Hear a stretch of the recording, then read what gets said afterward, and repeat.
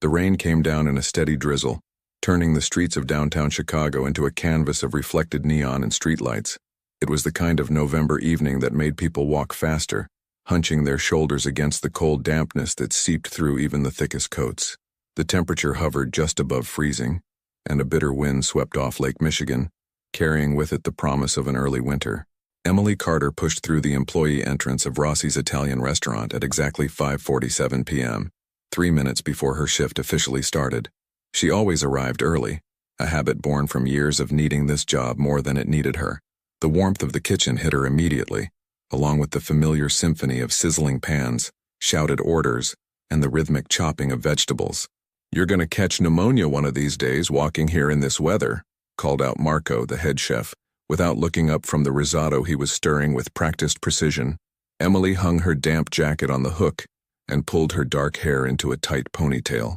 "The bus is more expensive than my umbrella budget," she replied with a slight smile, though there was truth behind the joke.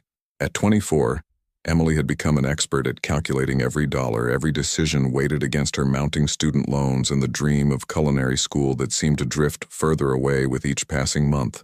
She tied her black apron around her waist and checked her appearance in the small mirror by the staff lockers. Brown eyes stared back at her, tired, but determined. She'd been working at Rossi's for 2 years now, ever since dropping out of community college when her mother got sick. The medical bills had piled up faster than she could count, and even though her mom had recovered, the debt remained like a shadow that followed Emily everywhere. "Table assignments are on the board," said Jennifer, the front-of-house manager, breezing past with a clipboard. "You've got Section 3 tonight, plus you're covering VIP if they need backup." Emily nodded, grabbing her order pad and pen. Section 3 was decent. Good turnover, usually decent tips. The VIP section was a different animal entirely. Rossi's had a reputation in certain circles of Chicago, the kind of reputation that wasn't advertised but everyone knew about.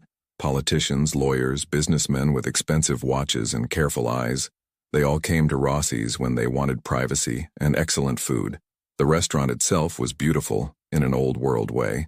Dark wood paneling, leather booths, crisp white tablecloths, and soft jazz playing just loud enough to create ambiance without overwhelming conversation. Vintage photographs of Italy lined the walls, and the lighting was kept deliberately dim, creating pockets of intimacy throughout the dining room. Emily began her evening routine, checking her tables, ensuring water glasses were spotless, folding napkins into perfect fans. The familiar motions were almost meditative, allowing her mind to drift while her hands worked automatically. "How's the studying going?" asked Pete, one of the bartenders, as Emily passed by to grab silverware. "What studying?" Emily replied with a wry smile. "Between here and my morning shift at the coffee shop, I'm lucky if I remember what day it is." Pete shook his head sympathetically. "You're gonna burn out, kid." "Probably," Emily agreed, "but I'll burn out with my rent paid." The first customers began trickling in around 6:30 p.m. A young couple celebrating an anniversary, a group of businesswomen who ordered 3 bottles of wine and laughed loudly at private jokes, an elderly man who came every Tuesday and ordered the same thing, veal piccata and a glass of Chianti. Emily fell into the rhythm of service, smiling, recommending dishes, navigating the delicate dance between attentive and intrusive. She was good at her job, not because she loved it, but because she'd learned that survival often depended on being good at things you didn't particularly love. At 8:15 p.m., Jennifer appeared at Emily's side, her expression carefully neutral in that way that meant something important was happening. "Emily, I need you in VIP," she said quietly. "Stephanie called in sick, and we've got a party of 6 coming in.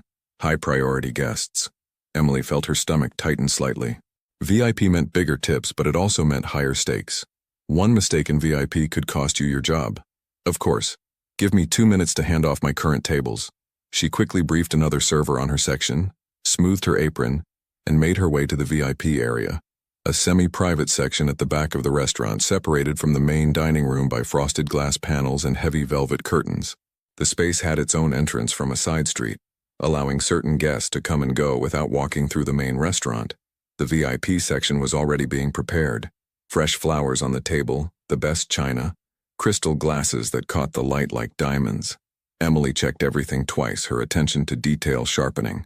Whoever these guests were, management was clearly treating them as very important indeed. "They'll be here in 10 minutes, Jennifer said, appearing beside her again. Standard service, but keep conversation minimal unless they initiate. Refill drinks without being asked. You know the drill. Emily nodded. She'd worked VIP before, though not often. It was always the same type of clientele, people who valued discretion as much as the food. At exactly 8:25 p.m., she heard voices in the private entrance. Male voices, deep and controlled, speaking in tones that suggested authority and careful measurement. Emily positioned herself near the curtain, professional smile in place, hands folded in front of her. The curtain parted, and 6 men entered the VIP section. The first thing Emily noticed was how they moved, not like regular restaurant guests, but with a coordinated awareness of their surroundings. Their eyes swept the room, checking exits, noting positions. They were all well-dressed, expensive suits that probably cost more than Emily made in 3 months. But there was something about them that suggested the suits were armor rather than fashion. The second thing she noticed was the man in the center. Jonathan Marino was 39 years old, though he carried himself with the kind of confidence that made age irrelevant. He was tall, maybe 6'1", with dark hair styled immaculately, and a jawline that could have been carved from granite. His suit was charcoal gray, perfectly tailored, and his shoes were polished to a mirror shine. But it was his eyes that caught Emily's attention. Dark, intelligent, and constantly calculating, as if he was solving complex equations with every glance. He had the kind of presence that changed the atmosphere of a room simply by entering it. The other men clearly deferred to him, positioning themselves almost unconsciously to give him the seat with the best view of both the entrance and the main dining room. "Good evening, gentlemen," Emily said, her voice steady despite the sudden awareness that this was no ordinary VIP party. "Welcome to Rossi's. My name is Emily, and I'll be taking care of you this evening." Jonathan Marino's eyes met hers for just a moment, a brief assessment that felt like being scanned by some very sophisticated machine. Then he nodded slightly and took his seat, the other men following suit. "Water for the table," said one of the men, a heavy-set individual with graying hair and a scar that ran from his right ear to his collar. His voice was gravel and cigarettes. "And the wine list." "Of course," Emily replied, already moving to fulfill the request. Her hands were steady as she poured water, her mind cataloging details without quite knowing why. The way they sat, the way their eyes never stopped moving, the expensive watch on Marino's wrist that probably cost more than her car, if she had a car. She returned with the wine list, presenting it to the gray-haired man who seemed to be acting as intermediary. Up close, she could see he had the kind of weathered face that suggested a long life of hard decisions. "Give us a few minutes with this," he said, not unkindly. "Then we'll order food." Emily nodded and retreated to a respectful distance, positioning herself where she could observe without hovering. From her vantage point, she watched the men converse in low tones, their body language suggesting this was partly business, partly camaraderie. Jonathan Marino listened more than he spoke, but when he did say something, everyone else immediately fell silent to hear him. There was something almost theatrical about it, Emily thought. The careful choreography, the subtle hierarchy, the way information flowed toward Marino and decisions flowed out from him. She'd seen powerful men before, CEOs, politicians, but this was different. This was power without the need to advertise it. 20 minutes passed. Emily took their wine order, a bottle of Barolo that cost $400, and then their food orders. They ordered family style, antipasti, pasta, secondi, the works, the kind of meal that suggested they'd be here for hours. As Emily relayed the orders to the kitchen, Marco raised an eyebrow. "VIP going all out tonight?" "Looks like it," Emily replied, not mentioning the strange undercurrent of tension she'd felt in the room. "Just keep 'em happy," Marco said, turning back to his station. "People like that tip well when they're treated right." Emily returned to VIP, delivering bread and olive oil, refreshing water glasses, bringing the antipasti platter arranged like a work of art. The men ate and talked, their conversation occasionally punctuated by low laughter. Jonathan Marino remained mostly quiet, nursing his wine and watching his companions with those calculating eyes. Emily performed her duties with practiced efficiency, present but not intrusive, attentive but not overbearing. She was good at being invisible when necessary, a skill learned from years of navigating spaces where she didn't quite belong. The evening progressed normally for nearly an hour. Emily brought course after course, each plate perfect, each timing impeccable. The men seemed pleased. The wine flowed and the atmosphere in the VIP section began to relax slightly. Whatever business they'd been discussing seemed to be resolving itself favorably. It was 9:47 p.m. when everything changed. Emily was returning from the kitchen with a tray holding 6 espressos and a selection of desserts when she heard the main entrance of the restaurant open with more force than usual. The sound cut through the ambient noise. Not quite a slam, but enough to make several diners look up from their meals. She paused, tray balanced perfectly on her left hand, her attention drawn to the main dining room visible through a gap in the velvet curtains. A man had entered.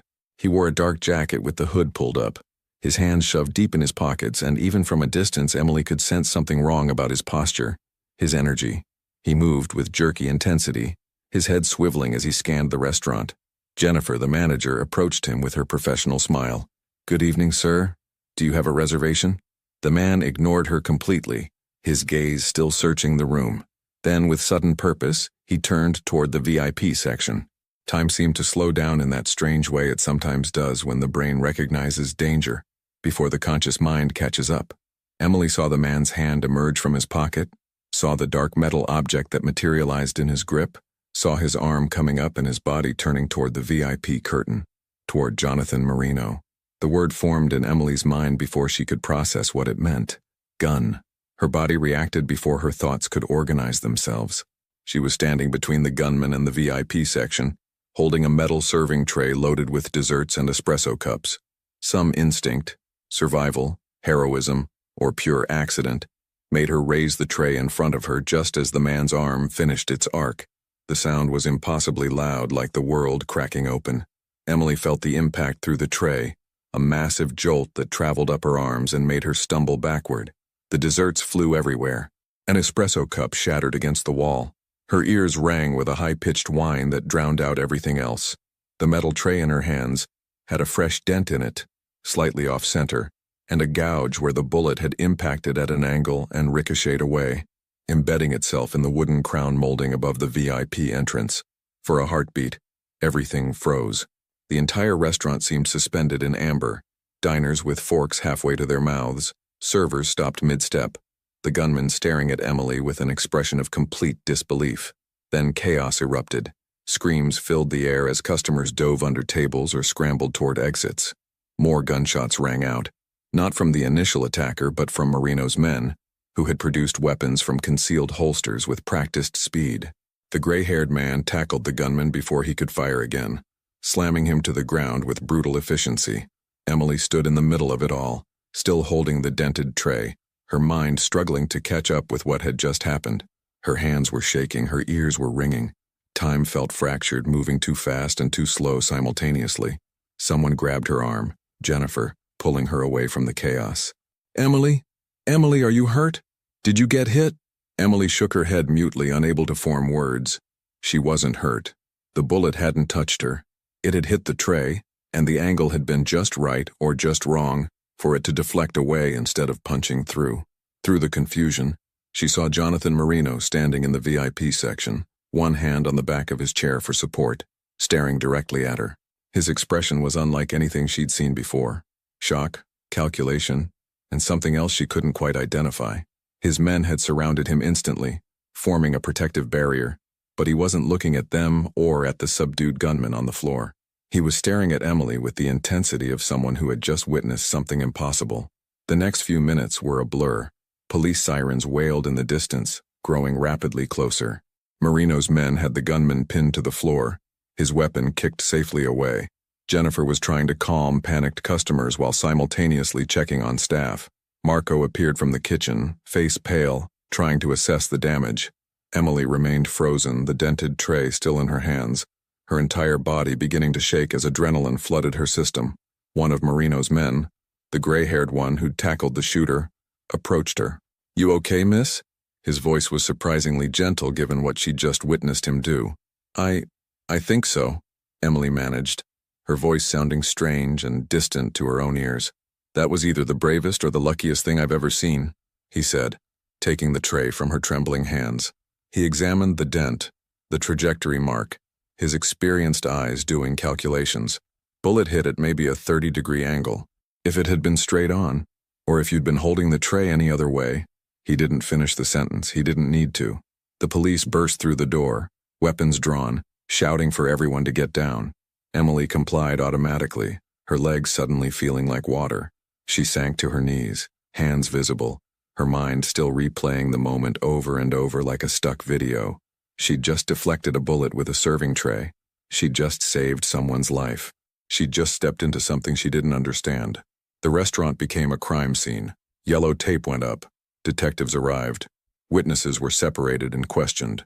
The gunman, now identified as a 26-year-old man with a record of minor offenses but nothing suggesting this kind of violence, was handcuffed and read his rights while emergency medical technicians checked him for injuries. Emily sat in one of the booths, a shock blanket around her shoulders despite not feeling cold, watching the controlled chaos of a police investigation unfold around her. A detective sat across from her, Detective Sarah Chen, mid-40s, with sharp eyes and a no-nonsense demeanor softened slightly by what might have been sympathy. "Let's go through it one more time, Ms. Carter," Detective Chen said, her pen poised over a notepad. "You were carrying a tray of desserts and coffee when you heard the front door open?" Emily nodded, her voice steadier now though her hand still trembled slightly when she lifted the water glass someone had provided. "Yes, it was about 9:47, maybe 9:48. I was coming from the kitchen to deliver to the VIP section. And then what did you see? A man came in. He had a dark jacket, hood up. He looked wrong, the way he was moving, searching for something, or someone." Emily paused, closing her eyes to recall the details. Jennifer went to greet him, but he ignored her. He was looking toward the VIP section. "That's when you saw the weapon?" "Yes." He pulled it from his pocket and raised his arm. "I was standing between him and the VIP entrance. I didn't think. I raised the tray. I heard the shot, felt the impact, and then everything went crazy." Detective Chen made notes, her expression neutral. "You didn't know who was in the VIP section?" "No. I mean, I was serving them, but I didn't know who they were. I don't usually work VIP." Emily hesitated, then added, "Should I have known?" The detective didn't answer directly. "You just acted on instinct?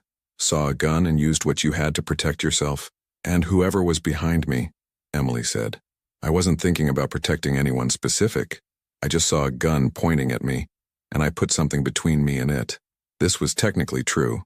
Emily had seen the gun, had raised the tray, but the speed of it all meant her conscious mind hadn't really made decisions so much as her body had reacted. Whether she was protecting herself or the people in VIP or both was something she honestly couldn't answer. Detective Chen studied her for a long moment. "You realize how incredibly lucky you are? That angle, that timing. If any of it had been slightly different, we'd be having a very different conversation right now." "I know," Emily whispered. And she did. The reality of how close she'd come to dying was beginning to sink in, making her feel simultaneously numb and hyper-aware. Across the restaurant, Emily could see another detective questioning Jonathan Marino. He sat with perfect posture, his suit somehow still immaculate despite the violence that had erupted around him. His expression was calm, controlled, giving nothing away as he answered questions. His men stood nearby, equally composed, their earlier weapons presumably secured away before the police arrived. As if sensing her gaze, Marino's eyes flicked toward her. For a moment, their eyes met across the chaos of the crime scene. His expression was unreadable, but the intensity of his stare made Emily's breath catch. Then he returned his attention to the detective, and the moment passed. "Ms. Carter?" Detective Chen's voice pulled Emily back. "You with me?" "Sorry. Yes, I'm here. Is there anything else you remember? Any detail, no matter how small?" Emily thought hard, replaying those terrible seconds. He seemed surprised. The gunman, when he saw me with the tray, like he hadn't expected anyone to be there. And after the bullet hit the tray, he looked confused, like he couldn't believe what happened. "That tracks," Detective Chen said. "According to witnesses, he hesitated after the first shot. That's when Mr. Marino's security personnel subdued him. If he'd kept shooting..." She trailed off meaningfully. Emily swallowed hard. If he'd kept shooting, she would almost certainly be dead, and probably several other people too. "Can I go home?" Emily asked quietly. "I've told you everything I remember." Detective Chen nodded, handing Emily a business card. "We'll need you to come down to the station tomorrow to give a formal statement and look at some photos for identification purposes. But yes, you can go. Is there someone who can drive you? You shouldn't be alone after something like this." "I'll call someone," Emily lied. There wasn't anyone to call. No boyfriend, her few friends all working their own late shifts, her mother living 2 states away. But she didn't want the detective worrying about her or assigning a uniformed officer to babysit her. She stood on shaky legs, the shock blanket slipping from her shoulders. Jennifer appeared immediately, having been hovering nearby. "Emily, honey, take as much time as you need. A week, 2 weeks, whatever you need to process this. Paid leave," she said, which was generous considering Rossi's wasn't exactly known for its employee benefits. "Thank you," Emily managed. She just wanted to leave, to get to her small apartment and lock the door and try to convince herself this had all been some kind of surreal nightmare. As she moved toward the employee exit to retrieve her jacket, she found her path blocked by one of Marino's men, the gray-haired one who'd spoken to her earlier. "Mr. Marino would like to speak with you for a moment," he said quietly. It wasn't quite a request, but it wasn't quite a command either. Emily's first instinct was to refuse, to say she'd given her statement and just wanted to go home. But something in the man's eyes, not threatening, but serious, made her hesitate. "Just for a moment," he repeated. "Please." Against her better judgment, Emily nodded. The man led her back toward the VIP section, which had been largely preserved as part of the crime scene, but was now being photographed and catalogued by forensics teams. Jonathan Marino stood near the entrance, having apparently just finished with the detective. Up close, Emily could see the barely perceptible signs of strain around his eyes, the slight tension in his jaw. This man had nearly died tonight, and he was holding it together through sheer force of will. When he saw Emily approaching, he straightened slightly, his eyes doing that scanning thing again, as if he was trying to read her at a molecular level. "Ms. Carter," he said, his voice deep and controlled. "I believe introductions are in order given the circumstances. I'm Jonathan Marino." He extended his hand, and after a brief hesitation, Emily shook it. His grip was firm but not crushing, his hand warm despite the cold efficiency in his eyes. "Emily Carter," she replied, though he obviously already knew her name. "What you did tonight?" Marino paused, seeming to search for words, which struck Emily as unusual for a man who appeared to measure every syllable before speaking. "I owe you my life. That's not a debt I take lightly." "I didn't really do anything," Emily said quickly. "It was just luck. I happened to be holding a tray in the right place at the right time." Marino's expression suggested he didn't quite believe that, or perhaps found the explanation too simple. "Nevertheless, the outcome is the same. A man tried to end my life tonight, and you prevented it. Whether by luck or instinct or something else entirely, you saved me." Emily didn't know what to say to that. The weight of his gratitude felt oddly heavy, like accepting it would mean accepting something more than just his thanks. "I need to go home," Emily said finally. "It's been a very long night." Marino nodded slowly. "Of course. But before you go, I want you to have this." He produced a business card from his jacket pocket, heavy cardstock, expensive, with simply a name and phone number embossed in dark ink. "If you need anything, and I mean anything, you call that number. Legal help, medical expenses, whatever consequences arise from tonight's events. I take care of people who help me." Emily took the card reluctantly, feeling like she was accepting something she didn't fully understand. "Thank you, but I'm fine. Really. Humor me," Marino said, and there was something in his voice that suggested this wasn't really optional. "Keep the card. Use it if you need it." The gray-haired man reappeared at Emily's elbow. "Marcus will make sure you get home safely," Marino continued. "No arguments, someone just tried to kill me in a public place. That means someone was planning this, knew where I'd be. Until we understand the full situation, anyone associated with tonight is potentially at risk." The implication sent a chill down Emily's spine. She hadn't considered that she might be in danger beyond the immediate moment of violence. "You think I'm in danger? I think it's better to be cautious," Marino said carefully. "Marcus will see you home and make sure your building is secure.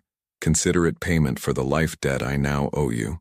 Emily wanted to argue, wanted to insist she was fine and could take care of herself. But the exhaustion was overwhelming, and the idea of not having to walk through dark streets alone at nearly midnight after watching someone try to murder a man 3 feet away from her was suddenly appealing.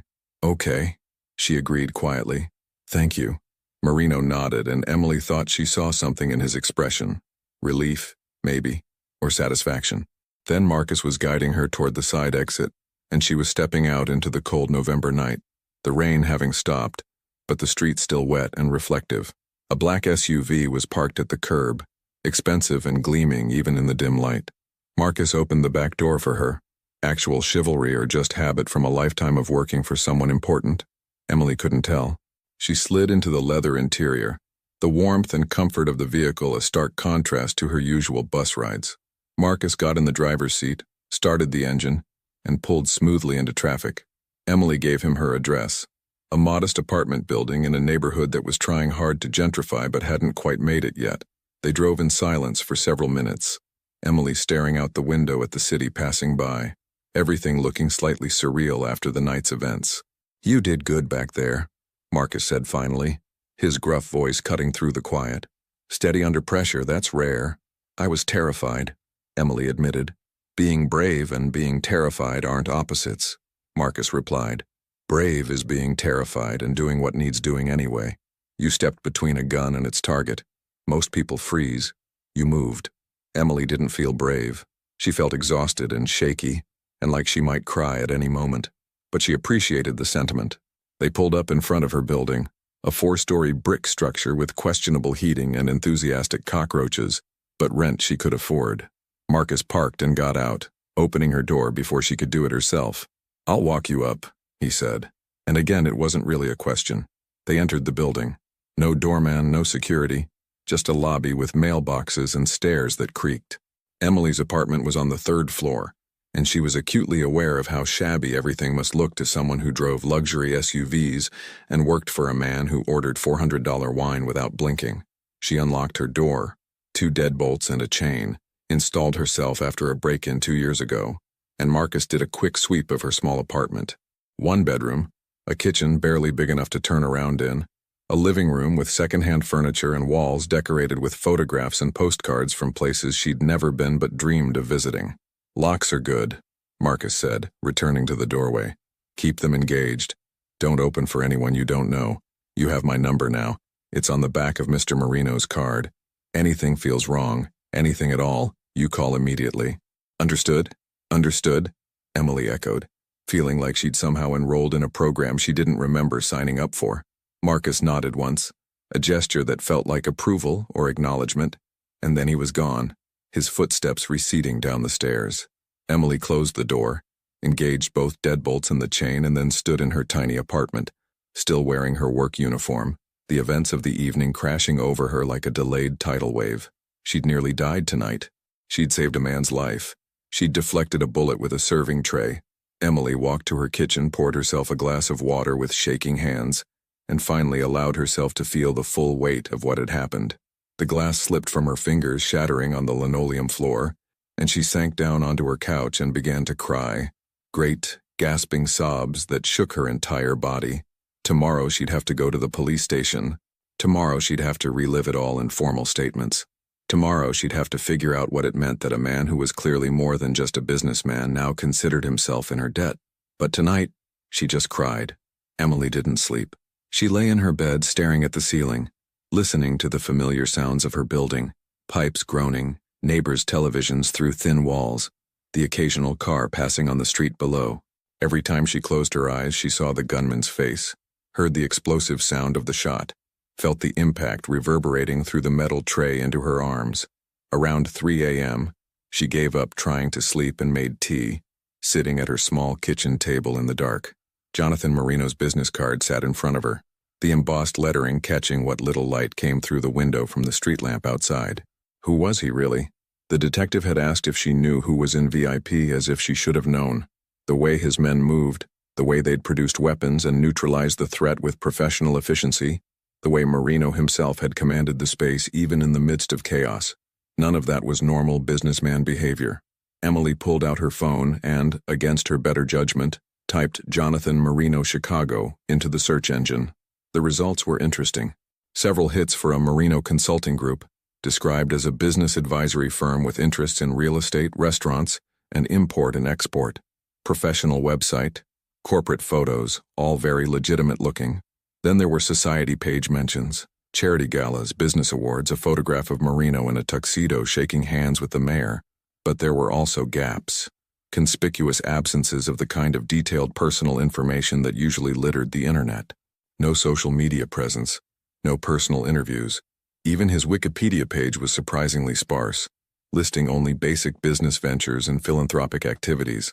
And then, buried several pages deep in her search, a mention in a blog about organized crime in Chicago. Quickly deleted content, only cached copies remaining. The post suggested connections between various business entities and old family names that went back generations in the city's less legal enterprises. Emily closed her browser, her tea suddenly tasting bitter in her mouth. She'd saved the life of someone who might be, probably was, involved in exactly the kind of world she'd spent her entire life avoiding. She should forget about it.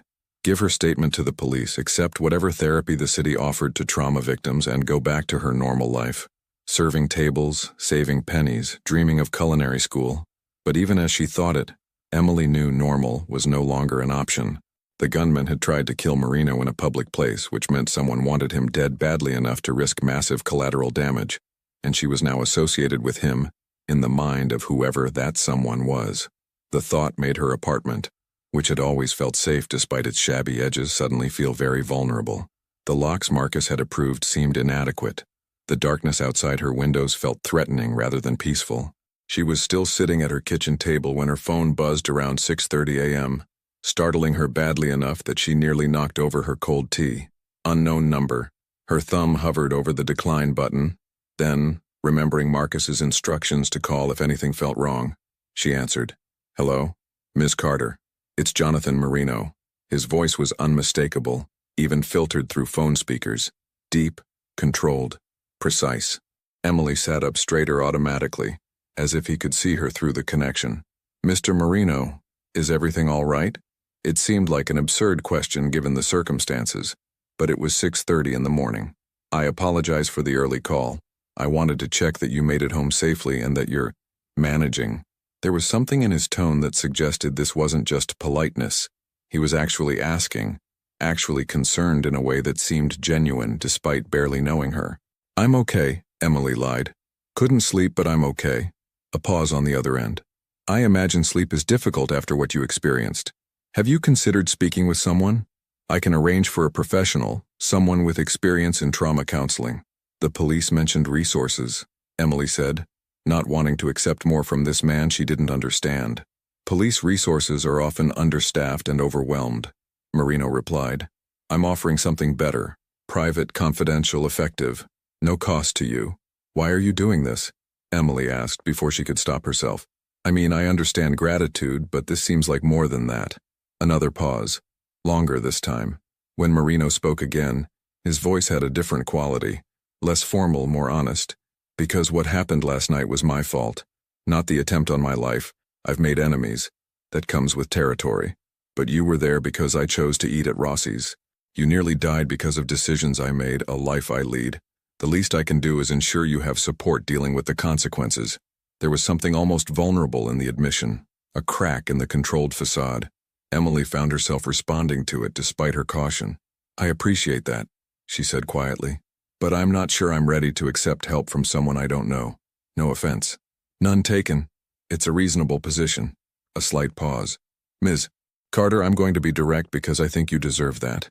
The man who tried to kill me last night will be questioned, but he's unlikely to provide useful information. People who attempt this kind of thing rarely work alone, and they're even more rarely the primary decision-maker. Which means whoever wanted me dead is still out there, and they may view you as a loose end, or a witness who needs to be silenced." Emily's blood ran cold. She thought of this in abstract terms, but hearing it stated so baldly made it terrifyingly real. "The police," she started, "will do their best with limited resources," Marino continued, "but I can offer more comprehensive protection. I'm not asking you to trust me, but I am asking you to be pragmatic. You saved my life. Let me help keep you safe while this situation resolves itself." Emily's hand tightened on her phone. Every instinct screamed that getting more involved with Jonathan Marino was a terrible idea. But he was right about one thing. She was pragmatic. She'd had to be. And pretending she wasn't potentially in danger wouldn't make that danger disappear. "What kind of protection?" she asked carefully. "First, we need to talk.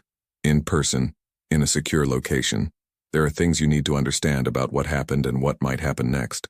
Marcus can pick you up at 10 a.m., bring you to my office. We'll talk. I'll answer your questions honestly, and then you can decide what level of precaution you're comfortable with.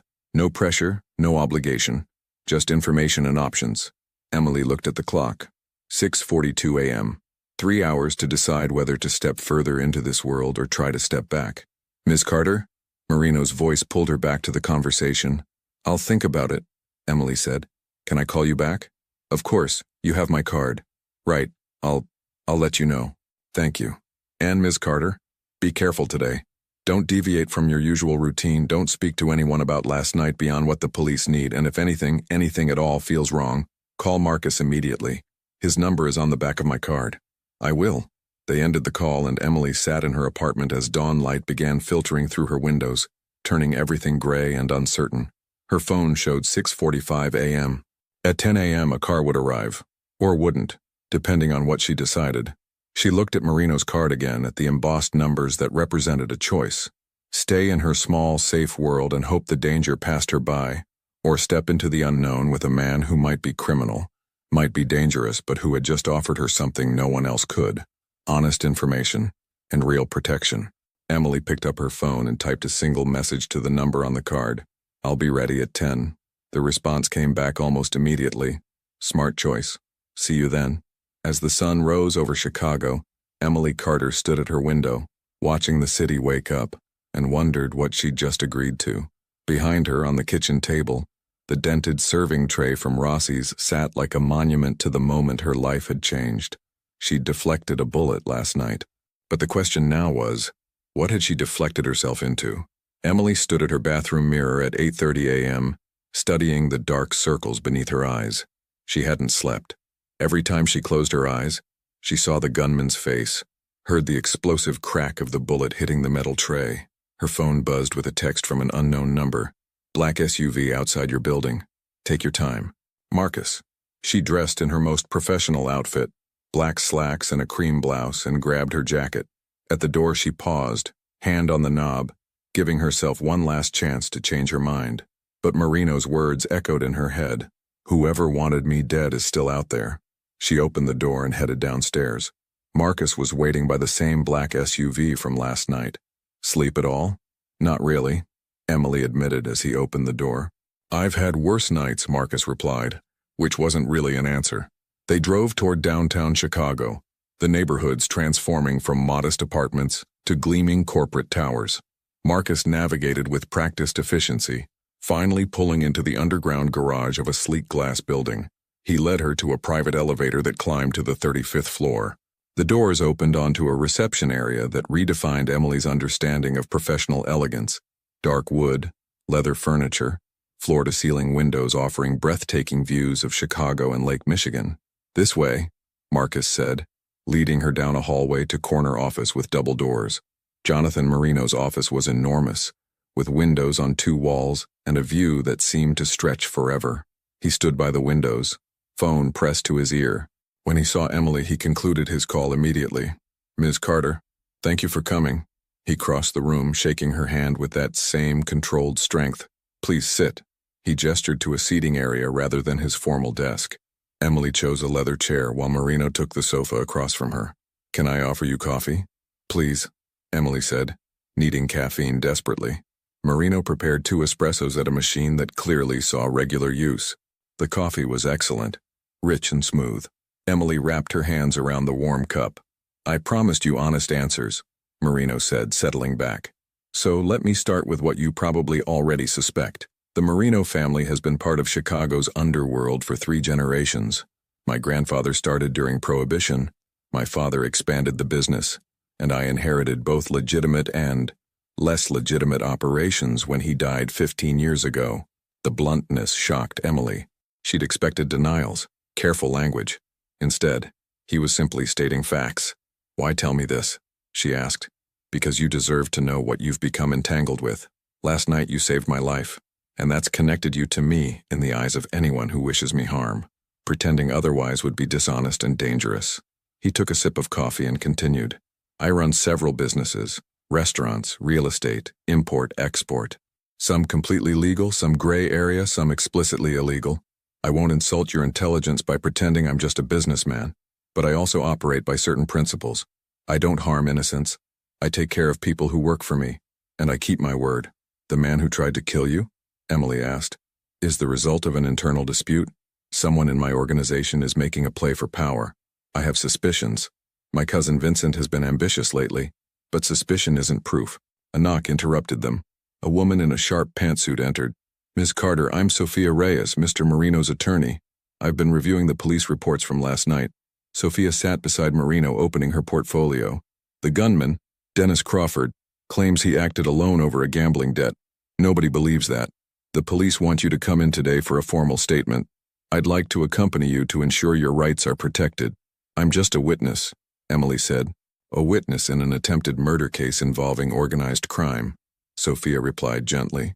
Having representation protects you from inadvertently saying something that could complicate your life later. Another knock admitted a younger man with messy hair and a laptop. Boss, you wanted... Oh, sorry. He stopped, seeing Emily. Tommy Chen, my technology specialist, Marino introduced.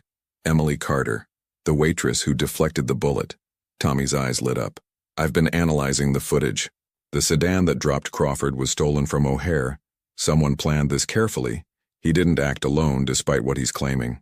After Sophia and Tommy left, Marino refreshed their coffees. Let's talk about you, your safety, your future, and what I can offer. What do you mean? Emily asked warily. I own several restaurants. One, Marino's Crown, is significantly more upscale than Rossi's.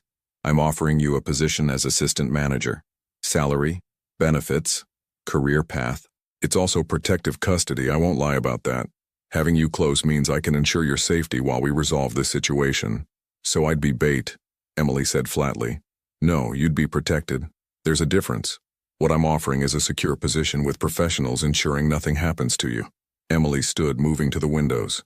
And if I say no, I'll still provide security, but you'll be more exposed, more vulnerable.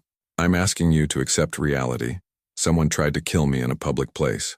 Until we resolve this, you're at risk. I'm offering the safest scenario, while also giving you better employment. Marino drove Emily to Marino's Crown in his personal car, a dark blue Audi. The restaurant was located in the Gold Coast, one of Chicago's most affluent neighborhoods. They entered through the back, directly into the kitchen. Emily's professional instincts engaged immediately. The space was spectacular. Commercial equipment that looked brand new, organizational systems that made sense, immaculate cleanliness. A woman in chef's whites looked up. Mr. Marino. Chef Carmen, this is Emily Carter. Emily, Chef Carmen Rodriguez. Chef Carmen's handshake was firm, her hands bearing kitchen scars. You're from Rossi's. The incident. Quick thinking. Kitchen reflexes serving you well. She gave Emily a comprehensive tour. The kitchen was everything Emily had dreamed of. Properly equipped, well-staffed, organized. They did family meal before service, tested new recipes, ran training programs for staff development. The dining room took Emily's breath away. High ceilings with restored molding, crisp linens, fresh flowers, perfect lighting. Large windows overlooked tree-lined streets. The general manager, Robert Chang, explained the assistant manager role, scheduling, inventory, customer relations, staff training. The salary was nearly double what Emily made at both her current jobs combined. The benefits included health insurance and professional development funding. Our staff retention is significantly higher than industry average, Robert explained. Mr. Marino believes in taking care of people who take care of his establishments. Emily looked around the beautiful space, thought about the professional kitchen, the organized systems. It was an incredible opportunity. But it came with strings attached to a world where violence was sometimes necessary. It's impressive, Emily said honestly. I need time to process this. Of course, Marino said. We should get you to the police station. Sophia will be waiting. The police station was institutional beige walls and fluorescent lights. Detective Chen met them in her small office, looking tired from working through the night. Ms. Carter, thank you for coming. I need you to walk me through the events again, as detailed as possible. The interview lasted 90 minutes. Chen asked about every detail: Emily's shift, the VIP party's arrival, the gunman's entrance, the exact sequence of events. When you raised the tray, Chen asked, were you protecting yourself or the VIP section? Honest answer.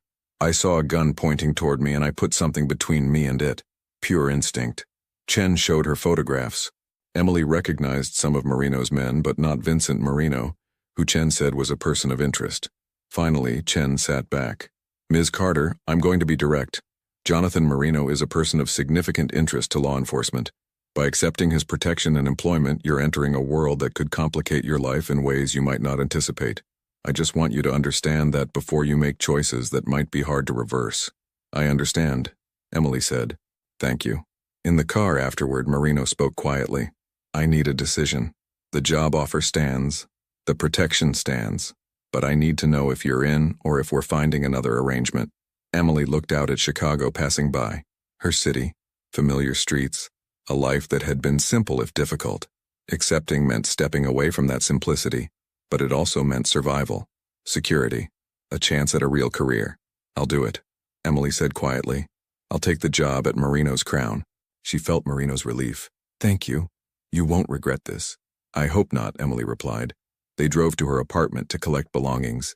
Marino suggested she stay in a secure hotel for a few nights. Marcus came up with her, doing a security sweep while Emily packed. Can I give you some advice? Marcus asked. Please, don't trust anyone, not me, not Sophia, not even Mr. Marino, though I'd trust him with my life. Someone inside betrayed him. Until we know who, everyone is potentially suspect. He handed her a burner phone. My direct line. Use it if you need it. Marcus drove her to a boutique hotel in River North. Her suite was more spacious than her entire apartment with breathtaking views. Security is on this floor, Marcus explained. You're safe here. After he left, Emily stood at the window, trying to process everything. 24 hours ago, she'd been a struggling waitress. Now she was under protection of someone who admitted to running criminal operations. Her regular phone buzzed. Unknown number. Emily Carter? A male voice, unfamiliar. Who is this? Someone who knows you made a mistake last night. Walking into Jonathan Marino's world is going to get you killed. Get out while you still can. The line went dead. Emily stood frozen, heart hammering. She grabbed the burner phone and called Marcus. He answered immediately. What's wrong? I just got a call. Someone telling me staying with Marino would get me killed. Read me the number. After a moment. Burner phone. Untraceable. I'm sending someone to your room. Don't open for anyone except someone who says, Marcus sent me for Ms. Carter. Understand?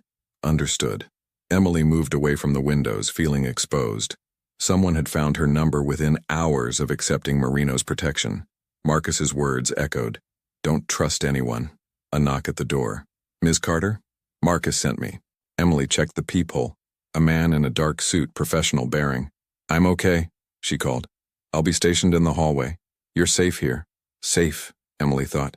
In Marino's world, safety might be temporary rather than permanent. She returned to the window, watching city lights emerge as afternoon became evening. Someone out there was watching, waiting, planning. Emily just hoped she'd survive long enough to figure out who. Emily's first day at Marino's Crown began at 3:00 p.m. on a cold Tuesday afternoon. She'd spent the previous 3 days in the hotel suite, giving her statement to police, fielding calls from her former employers, and trying to adjust to the surreal reality of her new circumstances. The threatening phone call hadn't repeated itself, but its echo lingered in her mind like a persistent shadow. Marcus picked her up at 2:30, driving her through downtown traffic in comfortable silence. Emily had learned that Marcus wasn't much for small talk, which she appreciated. Her nerves were already stretched thin without having to maintain polite conversation. The restaurant looked different in afternoon light. Still elegant, but less intimidating somehow. Robert Chang met her at the door, his professional smile warm and genuine. Emily, welcome. Let's get you oriented before the chaos of dinner service begins. The next 2 hours were a whirlwind of information. Robert walked her through the reservation system, the seating charts, the detailed profiles they kept on regular customers, dietary restrictions, preferred tables, anniversary dates, even which staff members they got along with best. Attention to detail is what separates good restaurants from exceptional ones, Robert explained as they reviewed the evening's reservations on his computer. Mrs. Davidson always sits at table 12 by the window. Senator Brennan prefers the private booth in the back. The Chungs celebrate their anniversary on the 15th of every month and always order the tasting menu. Emily absorbed it all, her mind cataloging the information with the same efficiency she'd developed working multiple jobs. The organizational systems made sense. The staff seemed competent and content, and the operation ran with the precision of a well-conducted orchestra. Chef Carmen appeared from the kitchen, wiping her hands on her apron. Emily, you'll join us for family meal. It's tradition. Everyone eats together before service. The staff dining area filled with employees, servers, kitchen staff, bartenders, hosts. They gathered around a long table laden with food that Chef Carmen had prepared specifically for this meal. It wasn't fancy, just good, honest cooking. Roasted chicken, seasoned vegetables, fresh bread, a simple salad. Emily found herself seated between a server named Michelle, who'd been working at Marino's Crown for 3 years, and a sous chef named David, who had ambitions of opening his own place someday. "So you're the woman from the news," Michelle said, not unkindly. "The Rossi's incident." Emily tensed slightly. "That's me. Must have been terrifying," David added, passing her the breadbasket. "But also kind of incredible. Deflecting a bullet with a tray? That's movie-level stuff." "It was just reflex," Emily said, uncomfortable with the attention. "Wrong place, right time. Or right place, wrong time. I'm still not sure which. Either way, welcome to the team," Michelle said, raising her water glass in a casual toast. "We're glad to have you." The gesture, simple as it was, made Emily feel unexpectedly emotional. These people didn't seem to care about the circumstances that brought her here.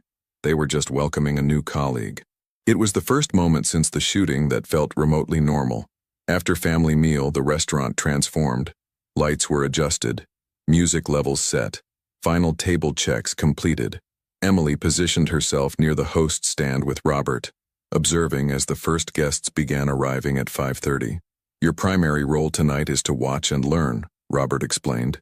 "Shadow me. See how we handle different situations. Get a feel for the rhythm of service. Tomorrow you'll start taking on more responsibilities." Emily watched as Robert orchestrated the evening with practiced grace. He greeted regulars by name, smoothly managed a couple who arrived without reservations, discreetly handled a complaint about wine temperature, and coordinated with the kitchen on timing for a large party's courses. It was impressive, the way he made it all look effortless when Emily could see the dozens of small decisions and adjustments happening constantly. This was management at a level she'd never experienced, not just reacting to problems, but anticipating them and preventing them before they materialized. Around 7:30 p.m., Jonathan Marino arrived. Emily hadn't expected to see him. He wasn't on the reservation list, but he entered through a private side door accompanied by 2 men Emily recognized from the VIP section at Rossi's. He wore a charcoal suit, his presence commanding attention without demanding it. His eyes found Emily immediately, and he offered a slight nod of acknowledgement before Robert hurried over to greet him. "Mr. Marino, we weren't expecting you tonight. Your usual table? Please. And Robert, I'd like Emily to handle our service this evening if she's comfortable with that." Robert glanced at Emily questioningly. She nodded, despite her nerves. "Of course." Marino's usual table was in a semi-private corner with good sight lines to both entrances and the main dining room, strategic positioning that Emily was beginning to recognize as habitual for him. She approached with menus and water, her professional mask firmly in place. "Good evening, Mr. Marino. Welcome to Marino's Crown." A slight smile played at the corner of his mouth. Amusement at the formality, perhaps. "Emily, how was your first day?" "Educational," she replied honestly. "Robert's been an excellent teacher. He's one of the best in the business. These are my associates, Frank and Leo. Gentlemen, this is Emily Carter, our new assistant manager." Both men nodded politely. Frank was older, maybe 60, with silver hair and sharp eyes. Leo was younger, built like someone who spent serious time in the gym, with a scar along his jawline that suggested his past had included physical confrontation. Emily took their drink orders and retreated, her heart beating faster than the situation warranted. There was something different about serving Marino here, in his own establishment, where he was clearly the owner, rather than just another customer. Throughout the evening, she returned to check on their table, refill drinks, coordinate with the kitchen on their courses. Marino was an attentive diner, commenting thoughtfully on each dish, asking questions about preparation that showed genuine interest rather than just making conversation. During one visit to their table, Emily overheard part of their conversation as she refilled water glasses. "Can't keep stalling the decision," Frank was saying quietly. "Vincent is getting impatient, and impatient men make stupid choices. Let him be impatient," Marino replied, his voice calm but hard. "I'm not making moves based on his timeline. We need proof before we act, or we risk turning suspicion into certainty and allies into enemies." Emily moved away before she could hear more, but the words stuck with her. Vincent, the cousin Detective Chen had mentioned. the one suspected of orchestrating the attack. Whatever was happening within Marino's organization, it clearly wasn't resolved. Over the next 2 weeks, Emily settled into her new role with surprising ease. The work was challenging but manageable. The staff was welcoming, and the regular paycheck with benefits felt like winning a small lottery. She moved from the hotel into a better apartment. Still modest, but in a safer neighborhood with actual security and updated appliances. Marcus drove her to and from work every day, a routine that quickly became comfortable. She learned that he'd been with Marino for 12 years, had served in the Marines before that, and had a daughter in college studying engineering. He showed her pictures once, his face softening with unmistakable pride. "She's the first person in our family to go to college," he'd said. "Mr. Marino pays her tuition, says investing in people's families is investing in their loyalty, but, honestly, I think he just likes helping when he can." It was details like this that complicated Emily's understanding of Jonathan Marino. He was undeniably involved in illegal activities, ran an organization that used violence as a tool, and operated in a world where betrayal was common currency. But he also paid for his security chief's daughter's education, ensured his restaurant staff had excellent benefits, and treated everyone from the dishwasher to the general manager with the same respectful courtesy.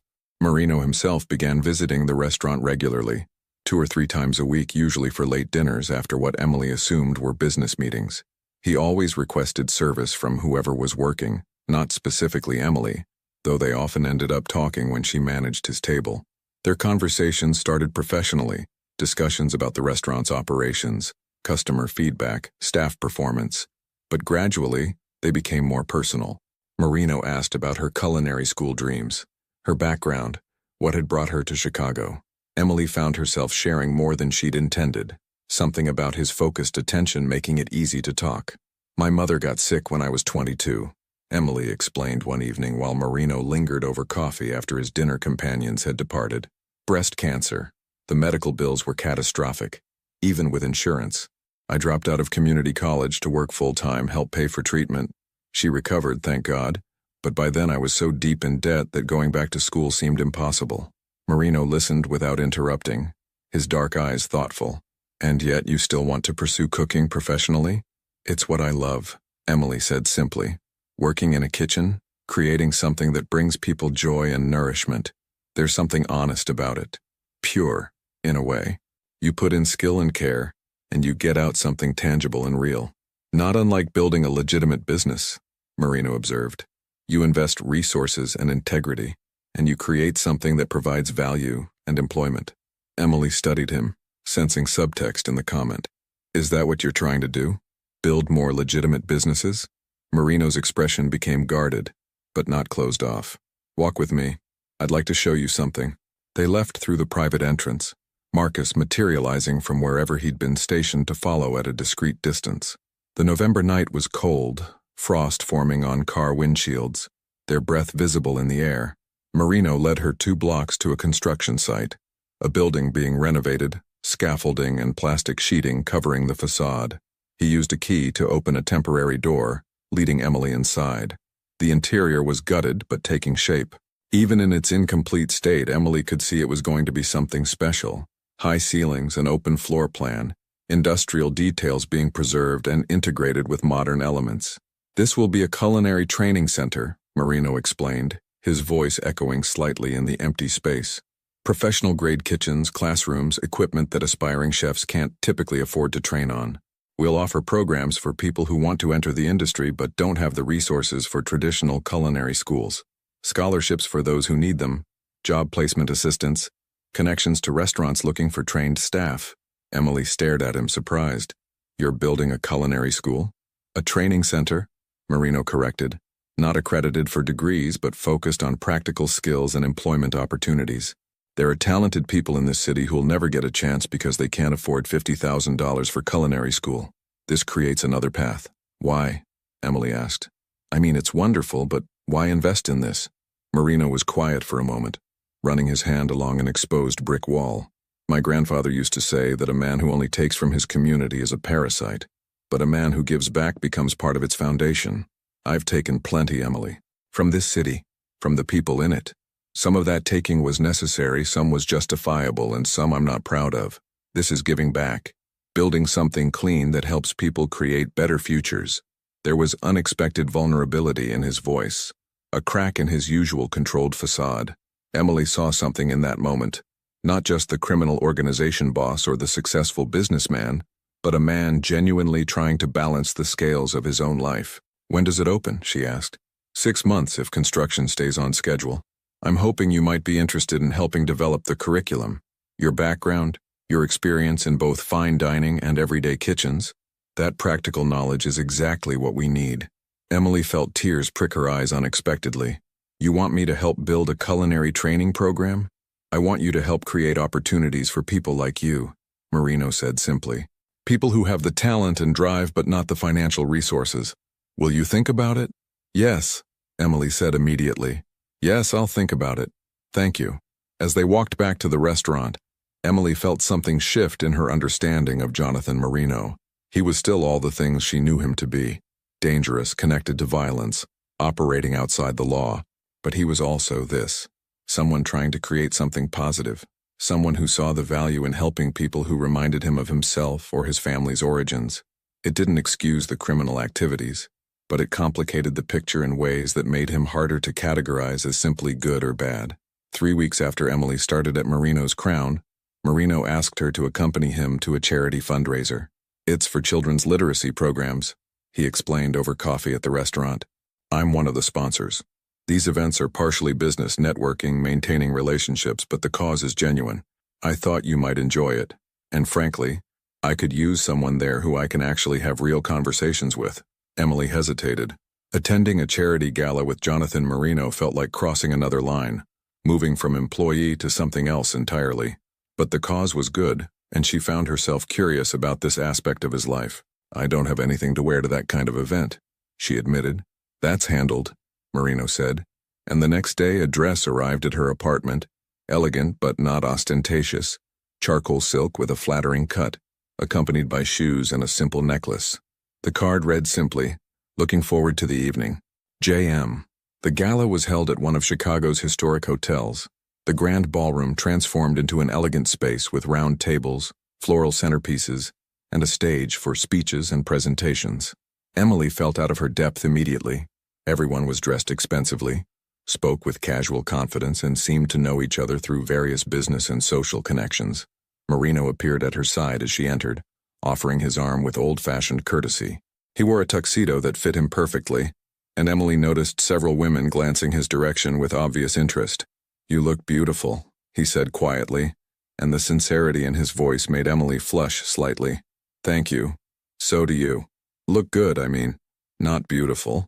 Well, maybe beautiful. This isn't going well." Marino's rare smile appeared, genuine amusement lighting his usually serious eyes. "I understood the compliment. Thank you." They made their way through the crowd, Marino introducing Emily to various people: business owners, politicians, other philanthropists. He introduced her as Emily Carter, the assistant manager of Marino's Crown and a talented chef in her own right, which was generous given her actual credentials. Emily found herself relaxing as the evening progressed. Marino was attentive without being possessive, included her in conversations, and seemed genuinely interested in her opinions when people discussed restaurant trends or culinary education. During dinner, they were seated at a table with several other donors. Emily found herself in conversation with a woman named Patricia, who ran a nonprofit providing job training for formerly incarcerated individuals. "The biggest barrier is employers willing to give people a chance," Patricia was explaining. "Everyone deserves a second chance, but convincing businesses to take that risk is challenging." "Have you considered partnering with restaurants?" Emily suggested. "The industry is always understaffed, and many roles don't require formal credentials. If you could provide basic training and vouch for candidates' reliability, I think you'd find interested employers." Patricia's eyes lit up. "That's exactly the kind of partnership I've been trying to develop." "Do you know restaurants that might be interested?" Emily glanced at Marino, who nodded slightly. "Marino's Crown might be open to discussing it, and we're opening a culinary training center next year. There might be opportunities for collaboration there." The conversation continued, plans and possibilities emerging organically. Emily felt energized in a way she hadn't in years, talking about meaningful work that could actually help people. After dinner, speeches began from the stage. representatives from the literacy programs describing their work, success stories from children who'd learned to read through the program, funding goals and achievements. It was genuinely moving, and Emily found herself glad she'd come. During a break between speeches, Marino leaned close to murmur, "I need to speak with someone briefly. Business that can't wait. Will you be all right for a few minutes?" "Of course," Emily replied. Marino stood, buttoning his jacket, and moved toward the exit with Marcus shadowing him. Emily sipped her wine, watching the crowd, feeling surprisingly comfortable despite the unfamiliar environment. Then she saw him, a man in a server's uniform, moving through the ballroom with purpose rather than the casual efficiency of normal service staff. His eyes were locked on the exit Marino had just taken, and his hand was reaching inside his jacket in a way that made Emily's blood run cold. She didn't think. She moved. Emily stood quickly, intercepting the man's path, deliberately bumping into him hard enough to make him stumble. "Oh my God, I'm so sorry. Are you okay? I'm so clumsy." The man's eyes met hers, and she saw recognition flicker, not of her specifically, but of the interference. His hand withdrew from his jacket empty, and he forced a professional smile. "No problem, miss. My fault entirely." He moved away quickly, but not toward the exit anymore. Emily's heart hammered. She'd just stopped something, she was sure of it, though she had no concrete proof. Where was security? Where was Marcus? She scanned the ballroom urgently and spotted one of Marcus's team members near the bar. Emily made her way over, trying to look casual despite her racing pulse. The server who just left heading toward the kitchen, dark hair, scar on his left hand. He was going for a weapon when he saw Mr. Marino leave. The security man's expression sharpened. "You're certain? Certain enough to risk being wrong?" He spoke quietly into a concealed radio, then nodded to Emily. "Stay here. Don't move." The next 10 minutes were tense. Emily saw security personnel moving discreetly, saw the suspicious server being quietly escorted out a side door. Then Marino reappeared, Marcus close beside him, his expression grim. Marino's eyes found Emily immediately, and he crossed the ballroom to her side. "Marcus tells me you spotted a potential threat. I saw someone reaching for something inside his jacket while watching you leave. It could have been nothing, but it wasn't nothing," Marino said quietly. "He had a weapon. You just prevented the second attempt on my life in less than a month, Emily." "How did you know?" "I didn't know," Emily admitted. "But something felt wrong. The way he moved. The way he was focused on you instead of his job. Kitchen instincts again, I guess. Knowing when something's out of place." Marino studied her with an intensity that made Emily's breath catch. "I owe you my life twice now. That's becoming a concerning pattern." "Then maybe you should be more careful about where you go," Emily replied, trying to lighten the moment. But Marino didn't smile. Instead, he touched her elbow gently. "Let's get you somewhere safe. This evening is over." They didn't go back to the restaurant or Emily's apartment. Instead, Marcus drove them to a house Emily had never seen. Marino's private residence, apparently.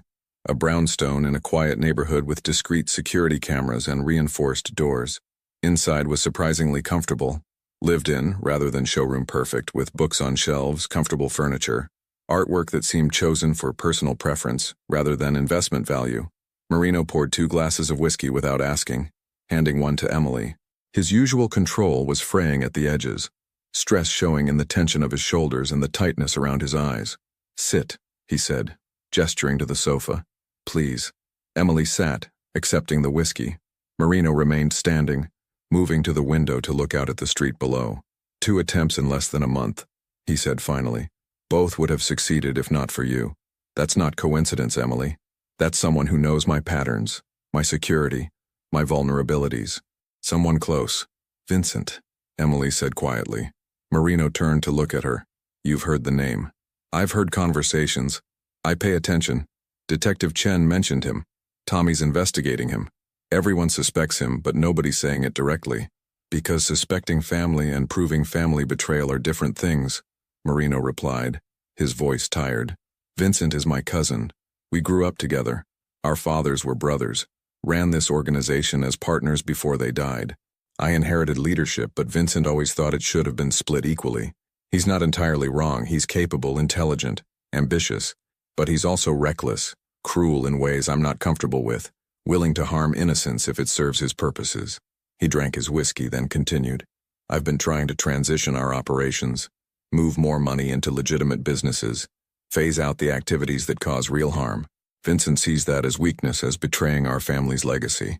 He wants to expand the illegal operations, take more territory, increase profits regardless of consequences. We've been in conflict for years, but I never thought he'd actually try to remove me. What will you do? Emily asked. Find proof. Present it to the organization's leadership. Let them decide his fate according to our traditions. Marino's expression was grim. It won't be pleasant, but it will be just. And it will send a message that challenging me has consequences. He moved to sit beside Emily on the sofa, close enough that she could see the exhaustion in his eyes. I'm tired, Emily. Tired of the violence, the constant vigilance, the knowledge that people want me gone. I inherited this life. I didn't choose it. And now I'm trying to build something better. But I can't do that while fighting wars with my own family. Emily found herself responding to his vulnerability in ways she couldn't have predicted. She set down her whiskey glass and, following an impulse she didn't fully understand, reached for his hand. His fingers closed around hers. Warm, strong, trembling slightly. You're building the culinary center, she said gently. You're treating your employees well, supporting legitimate businesses, trying to create opportunities for people. That counts for something. That's meaningful change, even if it's gradual. Is it enough? Marino asked, looking at her directly. Can someone like me actually create more good than harm? Or am I just fooling myself, putting ethical paint over criminal foundations? I don't know, Emily admitted honestly. But I think trying to build something better is always worth it, regardless of where you're starting from. And I think the people whose lives you're improving, your employees, the students who'll attend the training center, people like Patricia's clients, they won't care about your past as much as your present actions. Marino's thumb brushed across her knuckles, a gesture so gentle it made Emily's heart ache unexpectedly. You make me want to be better than I am. The air between them shifted, charged with something Emily couldn't quite name. She was acutely aware of his proximity, the warmth of his hand in hers, the vulnerability in his eyes that she suspected few people ever saw. Jonathan, she said softly, using his first name for the first time. The moment stretched, full of possibility and danger in equal measure. Then Marino's phone buzzed, shattering the intimacy. He pulled it out, read the message, and his expression hardened. Tommy found something. Evidence on Vincent's communications. He's been planning this for months. Marino stood, his professional mask sliding back into place. I need to deal with this. Marcus will take you home. I'm sorry. Tonight was supposed to be a pleasant evening, not another crisis. It's okay, Emily said, standing as well. Do what you need to do, just be careful. I will. And Emily, thank you. For tonight, for the conversation, for, he paused, seeming to search for words, for seeing me as more than just what I do.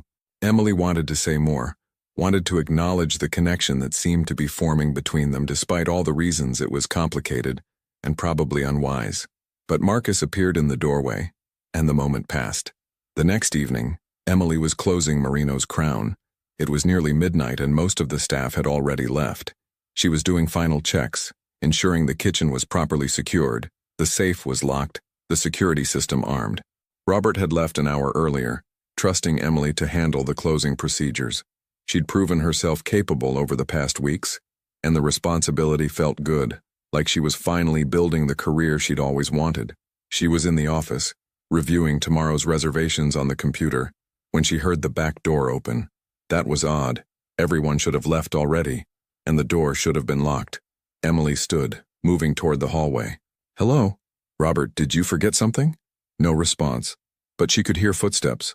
Multiple people, moving with purpose rather than casual entry. Her instincts screamed danger. Emily reached for her phone, but before she could dial, 3 men rounded the corner. She recognized one from the charity gala, not the server she'd stopped, but another face she'd seen in the crowd. The others were strangers, but their intent was clear in their expressions. Emily Carter, the man from the gala said. You've become a real problem. Vincent wants to talk to you. Emily backed up, her mind racing. I don't know anyone named Vincent. Sure you don't. You just keep preventing his plans, interfering, getting in the way. Time to remove the obstacle. Emily's hand found the panic button Marcus had installed in the office, a discreet button under the desk edge that would alert security immediately. She pressed it while keeping her expression neutral. If you leave now, we can all forget this happened. Emily tried, though she knew it was pointless. The men moved fast. Emily tried to run, but they were blocking the only exit. She grabbed a stapler from the desk, ridiculous weapon but better than nothing, and threw it at the closest man. It hit his shoulder harmlessly, but it bought her seconds. She screamed, hoping someone nearby might hear. But the restaurant was in a commercial district. Everything else closed at this hour. Where was security? How long did it take them to respond? Strong hands grabbed her arms. Emily fought, remembering self-defense basics. Go for eyes, throat, knees.